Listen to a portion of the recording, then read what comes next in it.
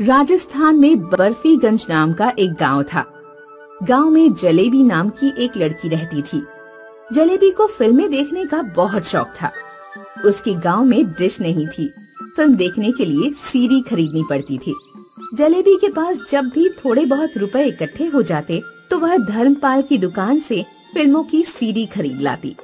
धर्मपाल, मैंने पुरानी वाली दिलवाले तो कई बार देख ली है, अब मुझे नई वाली दिलवाले की सीडी लाकर दो।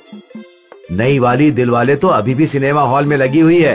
तुम कहो तो आज रात चलकर देख लेते, टिकट का इंतजाम हो जाएगा। मम्मी सिनेमा हॉल जाने नहीं देती। वो कहती है कि सिर्फ बिगड़े हुए लोग सिनेमा देखने जाते हैं। तुम्हारी माँ पुराने जमाने की है। आज रात में पीपल वाली गली में मैं तुम्हारा इंतजार करूंगा। सपना और धीरज भी फिल्म देखने आएंगे। तुम भी जरूर आना। माँ को किसी तरह उल्लू बना देना। उस दिन जलेबी ने रात का खाना शाम को ही बनाकर रख दिया। उसकी माँ कपड़े धोकर घर लौटी। जलेबी, आज तूने खाना बड़ी जल्दी बनाकर रख दिया। हाँ माँ, आज मैं जल्दी सो जाऊंगी और कल से सुबह जल्दी उठा करूंगी, क्योंकि सुबह जल्दी सोकर उठना अच्छी बात होती है ना। माँ, तुम भी जल्दी सो जाना। जलेबी ने 8 बजे ही अपना कमरा बंद कर दिया और सोने का नाटक करने लगी। माँ जब खाना खाकर खटिया पर लेट गई तो वह तुरंत अपने कमरे की खिड़की से कूदकर बाहर चली गई। उसने रात भर अपने दोस्तों के साथ सिनेमा देखा और खूब मजे किए। सुबह अंधियारे ही जब वह खिड़की से कूदकर घर लौटी तो उसने देखा कि माँ उसके सामने खड़ी है। जलेबी के भाई ने माँ को सारी बात बता दी थी। क्यों रे, कहाँ मुंह काला करने गई थी? ज्यादा तेरी टांग घर से बाहर निकलने लगी है। किसी गांव वाले ने रात बेरात तुझे घूमते देख लिया तो मेरा तो घर से बाहर निकलना ही मुश्किल हो जाएगा। आज ही तेरी शादी की बात करूंगी। ऐसे घर में शादी करूंगी कि घर से बाहर निकलना मुश्किल हो जाएगा। जलेबी की माँ ने उसकी शादी पुरानी मानसिकता वाले एक गरीब घर में कर दी। जलेबी का पति कपड़े धोने का काम करता था। वह बहुत सख्त था। जलेबी को घर की चारदीवारी से बाहर भी नहीं झांकने देता था। एक दिन गांव में नौटंकी दिखाने वाली कंपनी आई। नौटंकी वालों की हीरोइन किसी कारण से नौटंकी छोड़कर चली गई थी। इसीलिए वे लोग गांव में ही किसी को ढूंढ रहे थे जो उनके साथ नौटंकी में काम कर सके। नौटंकी वाले गांव के घर घर जाकर हीरोइन ढूंढ रहे थे। जब वे जलेबी के घर पहुँचे तो उस समय जलेबी कपड़े धो रही थी। उसका पति कपड़े पहुंचाने बाहर गया हुआ था। हम नौटंकी में हिस्सा लेने के लिए एक लड़की को ढूंढ रहे हैं। अगर आप हमारे साथ काम करेंगी तो हम आपको पैसे भी देंगे। क्या हमें कुछ बोलकर दिखा सकती हैं?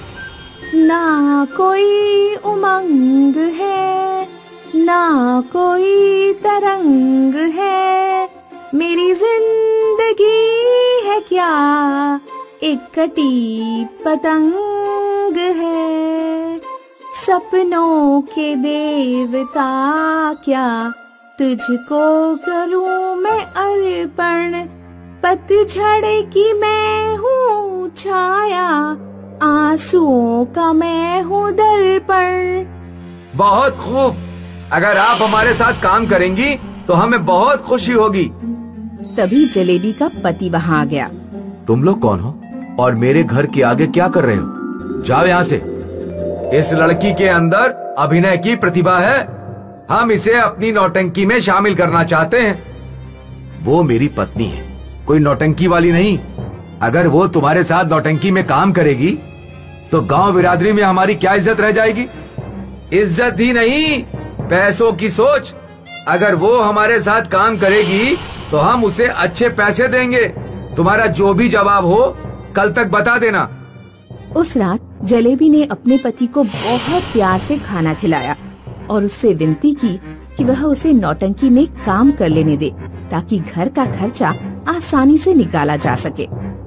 घर में गरीबी तो थी ही, इसीलिए पैसों की खातिर जलेबी का पति मान गया। कुछ दिनों बाद गांव में नौटंकी हुई। जब जलेबी ने स्टेज पर अभिनय किया तो उसे लोगों की खूब तारीफ मिली। गांव के सरपंच के घर मुंबई से एक मेहमान आया हुआ था जो फिल्म बनाने का काम करता था। उसने नौटंकी देखी तो जलेबी के अभिनय से बहुत प्रभावित हुआ।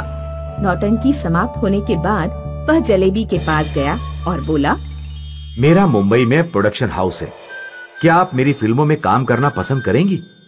आप सोचकर जरूर बताइए, लेकिन ये ध्यान रखिए कि हमें आपको मुंबई ले जाना पड़ेगा। जलेबी ने घर जाकर सारी बात अपने पति को बताई। नहीं नहीं, बिल्कुल नहीं। एक बार तुम मुंबई चली गई, फिर तुम्हें गांव की कुछ भी ध्यान नहीं रहेगी। तुम मुझे भी भूल जाओगी। मैंने सुना है कि लोग मुंबई जाते ही बिगड़ जाते हैं।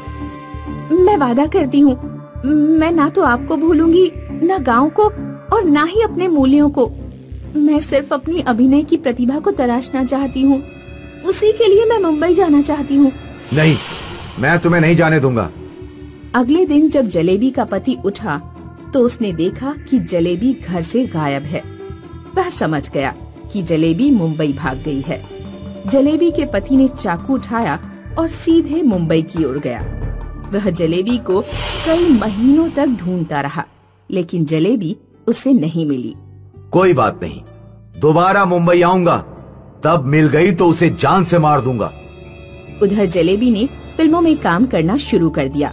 18 महीनों के बाद जलेबी एक दिन खुद गांव पहुंची और उसने रुपयों से भरा बैग अपने पति के आगे रख दिया।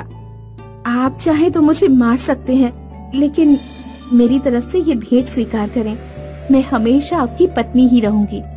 जलेबी के पति की आंखों में आंसू आ जाते हैं और वह जलेबी को गले से लगा लेता है। जलेबी का पति जलेबी के साथ ही मुंबई चला जाता है। वह एक प्रोड्यूसर बन जाता है और जलेबी फिल्मों में काम करना जारी रखती है। एक गांव में सोनिया नाम की लड़की रहती थी। सोनिया की माँ बहुत गरीब थी। सोनिया की माँ घर घर से कपड़े लेकर आती, उन्हें धोकर प्रेस करके वापस पहुँचाती। सोनिया भी अपनी माँ की हेल्प करती और इस तरह उन दोनों का खर्चा चलता। सोनिया को गाना गाने का बहुत शौक था। वो काम करते हुए भी रेडियो पर गाने सुनते रहती और जब भी टाइम मिलता अपनी आवाज में गाना शुरू कर देती। एक दिन सोनिया ने अपनी माँ से कहा, माँ मुझे एक स्मार्टफोन दिला दो, मैं अपनी आवाज लोगों तक पहुँचाना चाहती हूँ। तेरा दिमाग खराब हो गया है क्या? तेरी शादी के लिए पैसे इकट्ठे करूँ या तुझे स्मार्टफोन दिलाऊं? मेरे पास स्मार्टफोन के लिए पैसे नहीं है। अगले दिन सोनिया अपनी फ्रेंड से एक सिलाई मशीन मांग लाती है और कपड़े सिलने का काम भी शुरू कर देती है। थोड़े दिनों में सोनिया के पास इतने पैसे हो जाते हैं कि वो एक स्मार्टफोन खरीद लेती है और टिकटॉक पर वीडियो बनाने लगती है। एक दिन सोनिया की माँ जब घर पर आती है तो सोनिया टिकटॉक पर वीडियो बनाने में व्यस्त होती है। तू गाना गाने में लगी है और कपड़ों पर प्रेस कौन करेगा? ये गाना वाना छोड़ दे, कल मैं तेरे लिए लड़का देख कर आऊंगी। मैं अभी शादी नहीं करना चाहती। तो क्या करना चाहती है? गाना गाने वाली बनना चाहती है? तेरी उम्र निकल गई तो फिर तुझसे कोई शादी भी नहीं करेगा। सोनिया की माँ सोनिया की शादी कर देती है। ससुराल जाकर सोनिया टिकटॉक पर वीडियो बनाना नहीं छोड़ती। एक दिन सोनिया के ससुर अपने बेटे से कहते हैं, अरे तेरी बहू गाना गाती है, टिकटॉक पर वीडियो बनाती है, गांव भर में हमारी बदनामी हो रही है। नई नई बहू को ऐसे काम करने चाहिए, तो उसे समझाता क्यों नहीं है? पिताजी मुझे इस बारे में कुछ नहीं पता। तो अब तो पता लग गया। सोनिया का पति सोनिया से जाकर कहता है, पिताजी बता रहे थे कि तुम टिकटॉक पर गाना गाकर वीडियो बनाती हो।